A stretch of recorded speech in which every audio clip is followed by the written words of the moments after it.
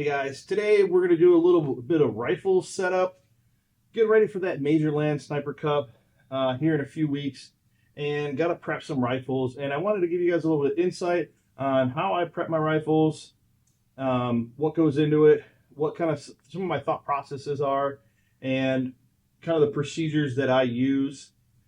We're not really sure yet what it is that I'm going to use for a rifle for this match, because I started to prep one thing and it kind of led me down a different path than I originally thought I was going to go.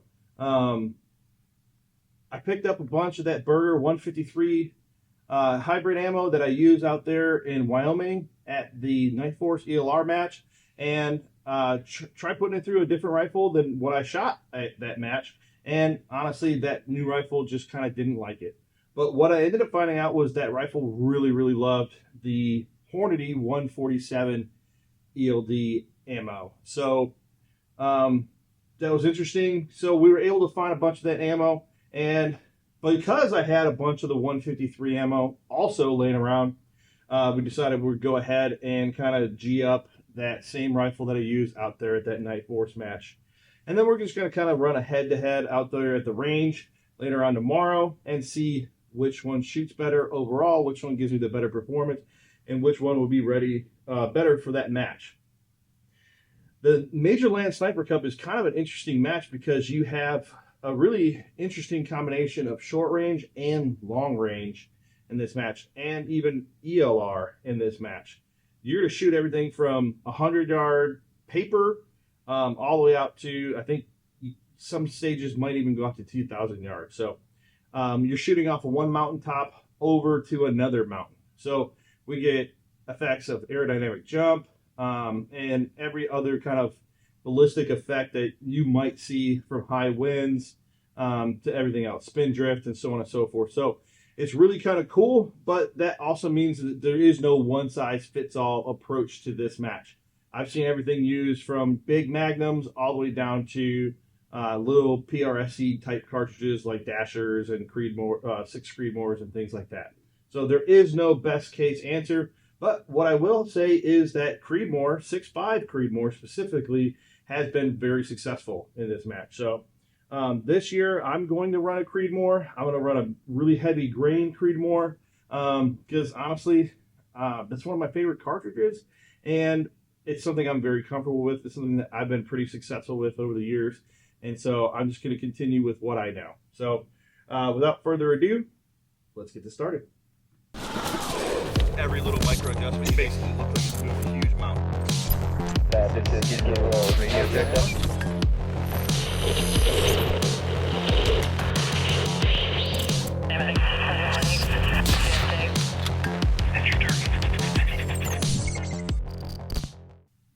So first off, we're going to throw on some triggers onto these actions. Then we'll go ahead and throw them into the chassis, throw the optics on, and any other accessories.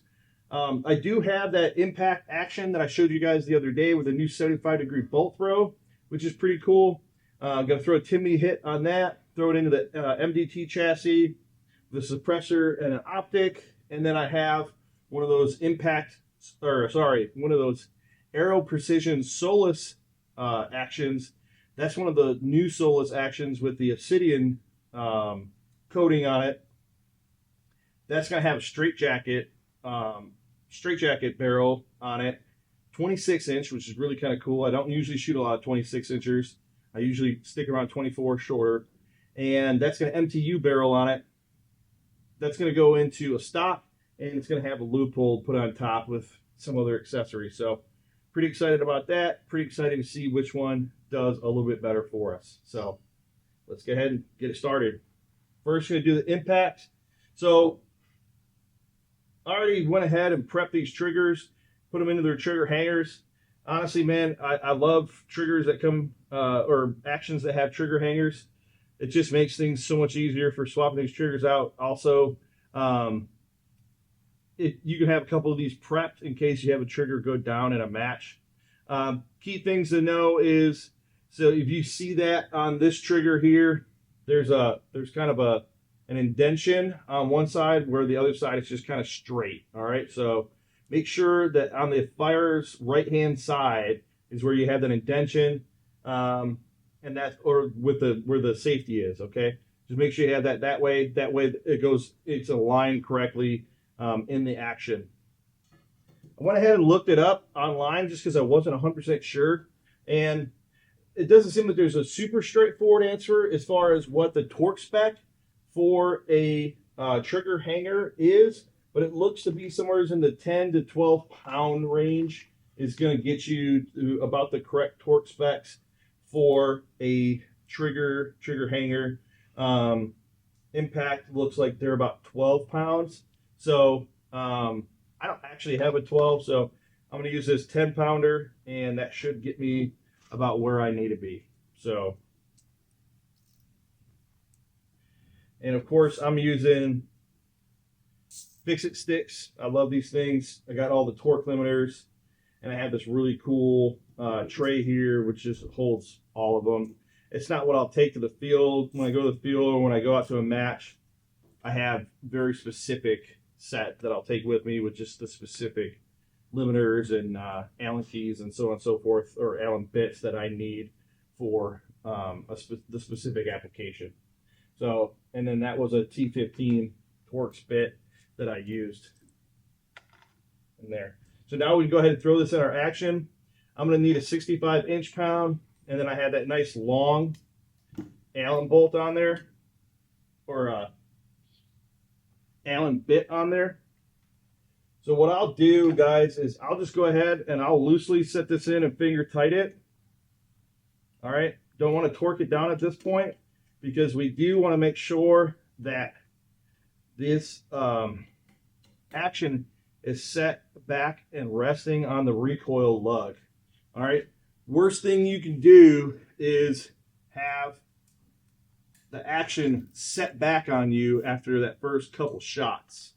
Okay, because if you had a 0 on there, it would go ahead and throw your 0 off.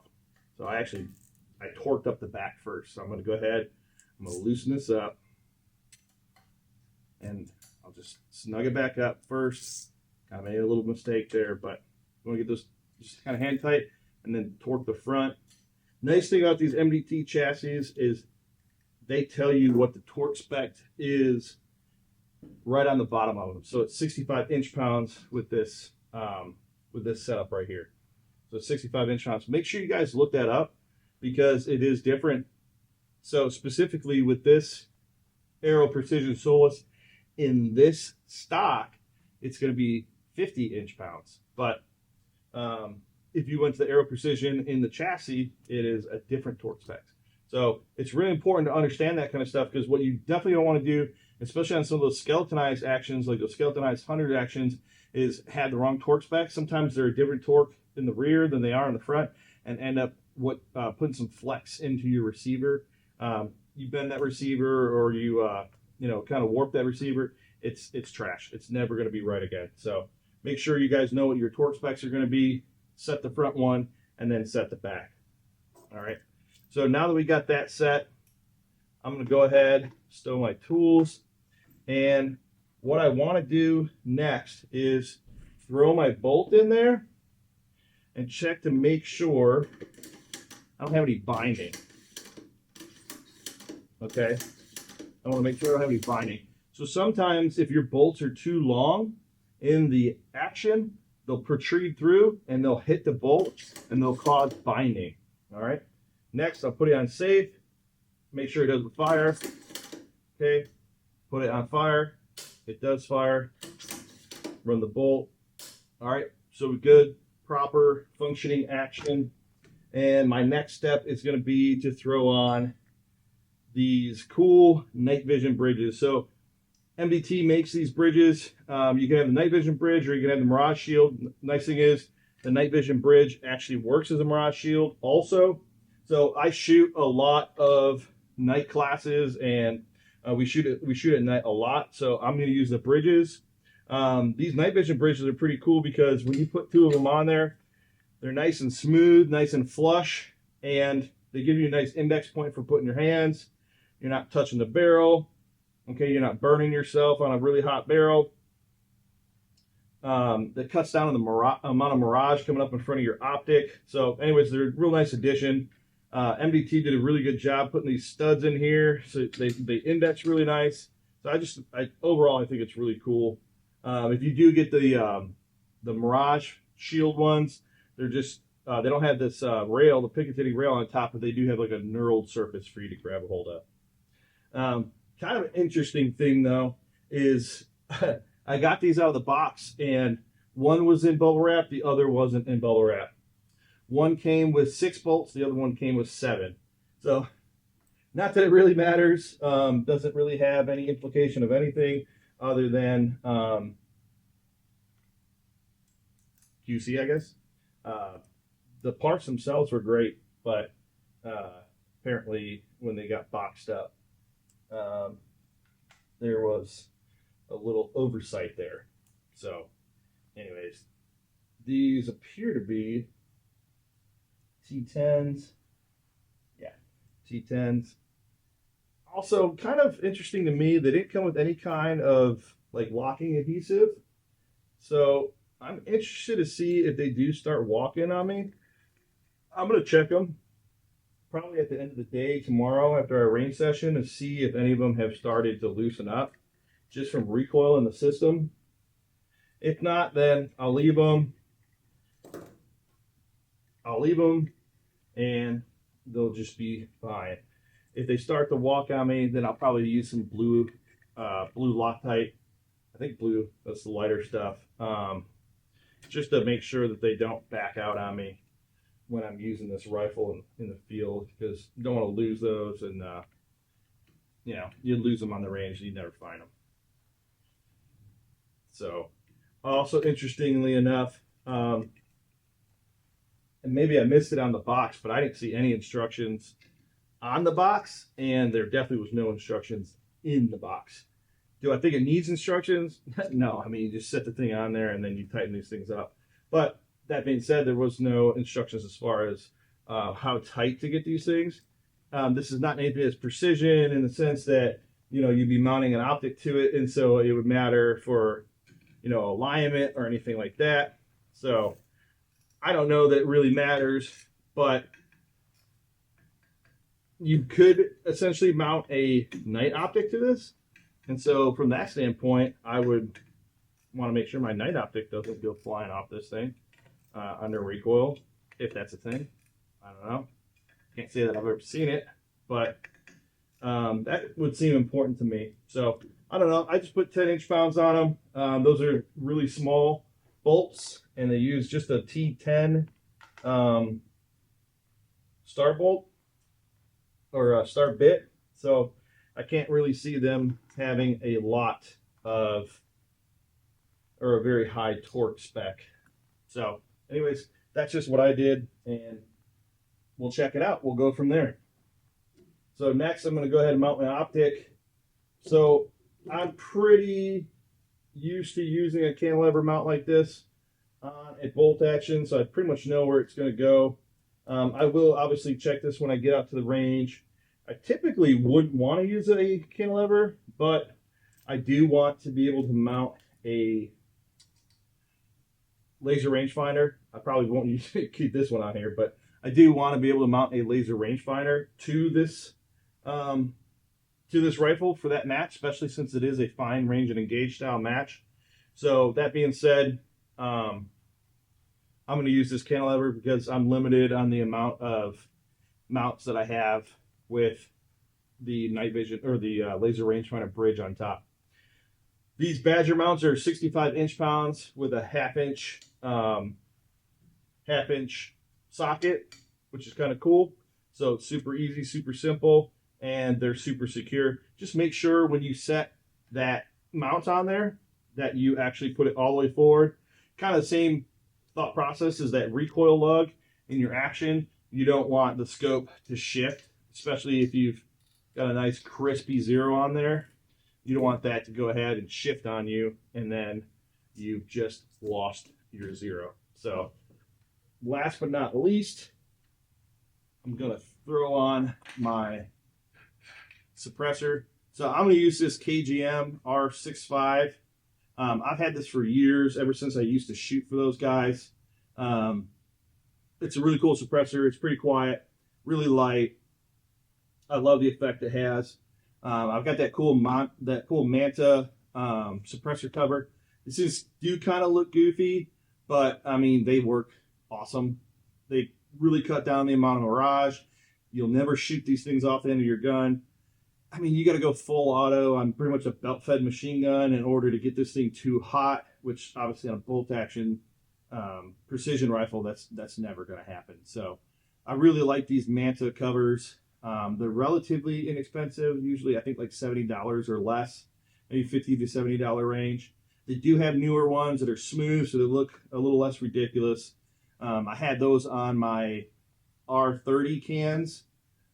But for this is what I have. I might get another one eventually. I don't know. Maybe I'll leave this one. It sparks a lot of questions, so that's pretty cool.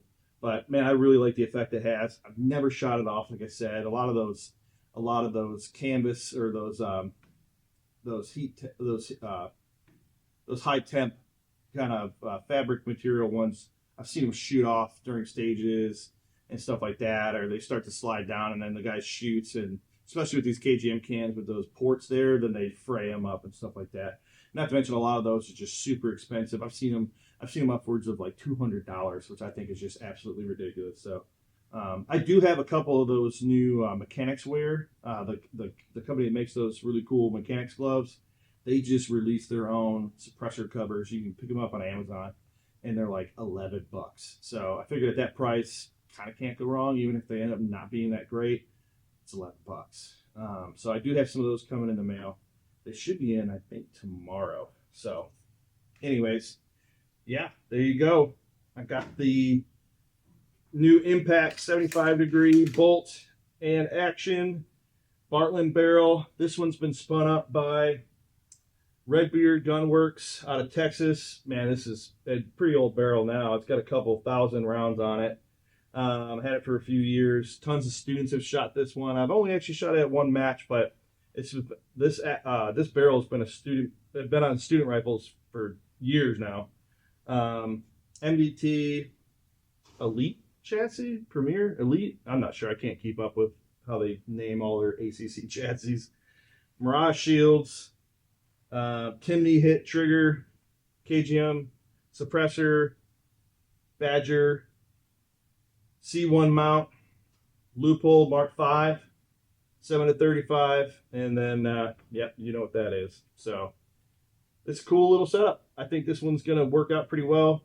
This one loves those Berger 153s, so interested to see how it stacks up against the other rifle with those Hornadies. And, no further ado, let's get that one started.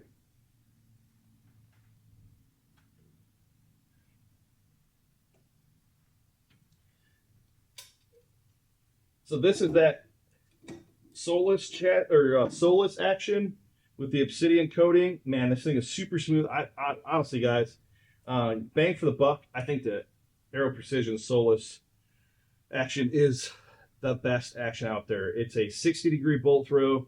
You got changeable bolt heads.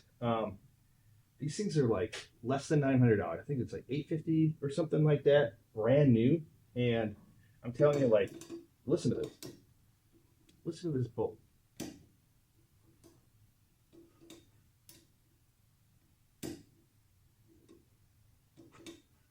That's unbelievable. For a factory bolt, I think this one has like 150 rounds on it. Nothing crazy. It's not lubed, it's dry right now.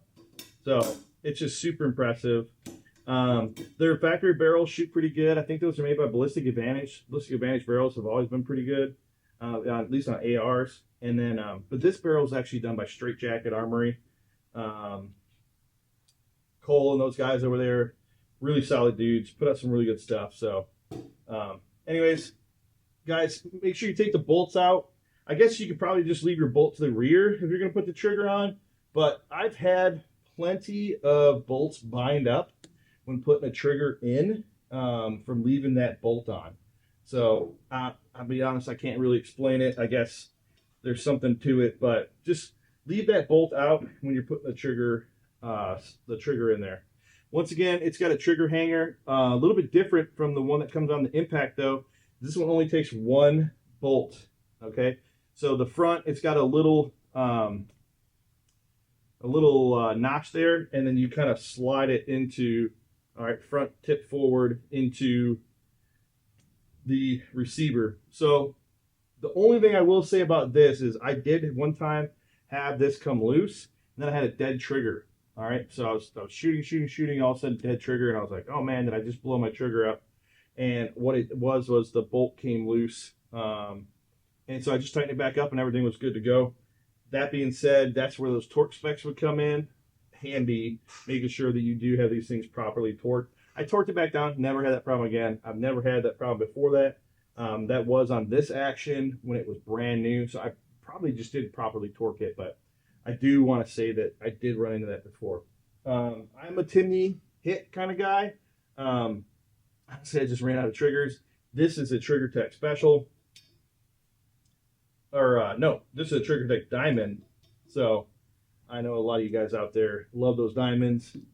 They work great. I've never had an issue with one. But I like the feel of the Timney hit a little bit better. So, either way, this gun's going to shoot great. I know it already. I had this gun assembled before, just in that other chassis, and I put the 147s through here, and it shot amazing. So we're going to throw it in the stock now, and put the other optic on there, and we're going to run these out against each other and see how it does. I think it's going to be pretty cool. So once again, torque that to 10 inch-pounds. Should have no issue there. Now I'm going to go ahead and I'm going to check to make sure there's no binding here.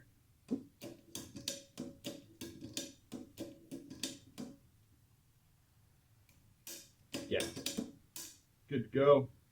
So we can go ahead and we can toss this action into the stock. So this is actually that factory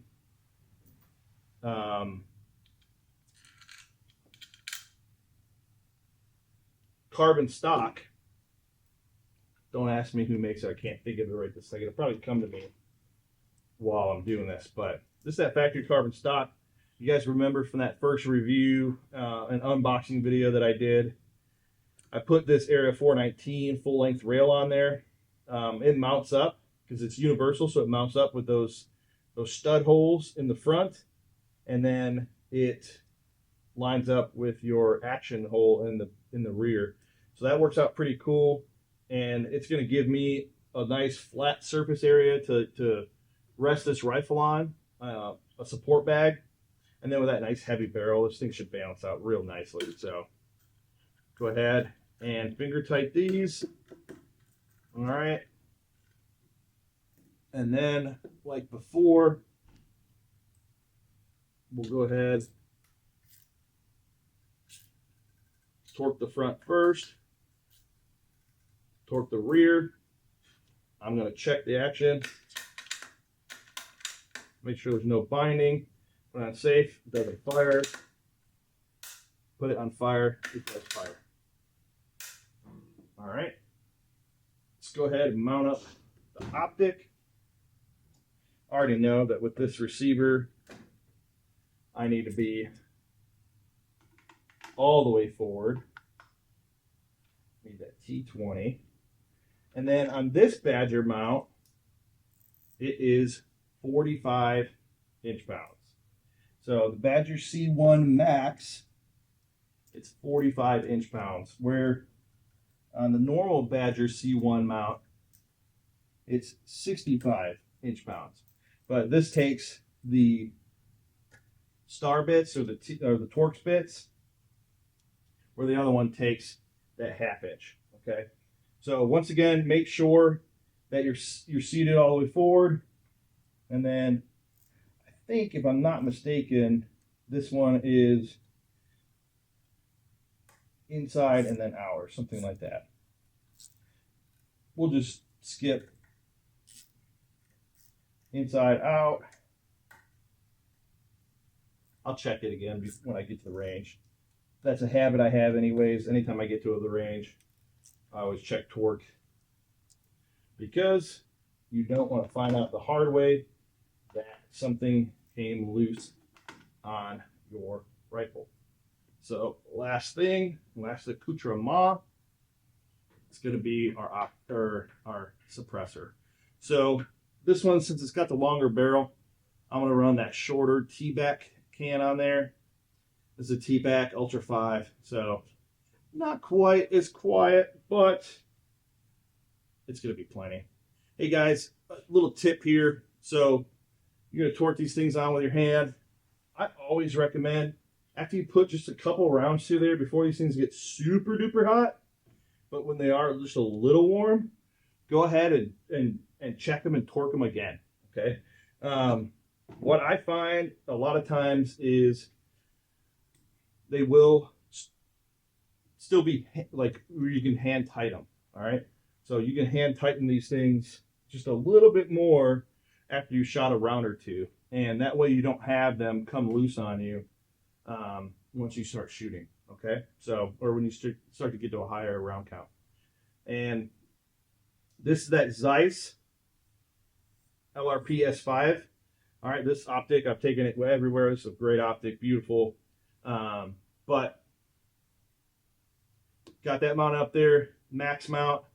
It's got a laser rangefinder bridge, so I'll probably end up putting that L3 Storm on top of this one, and that'll be a good addition, depending on how this rifle shoots. We're gonna put the Hornady 147 ammo through this because that's what it shot really good with before.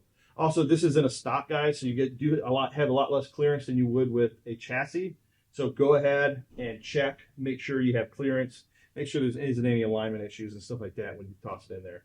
That would be the last thing that I would do. So, all right, guys, that's a wrap on assembling these rifles. I'm going to get up to the range tomorrow, get both of them zeroed, get both of them chronoed, see how they stack up against each other with the different types of ammo, see which one's going to perform better for me, see which one feels more comfortable for me, and make a decision. Stay tuned for that. All right, see you later.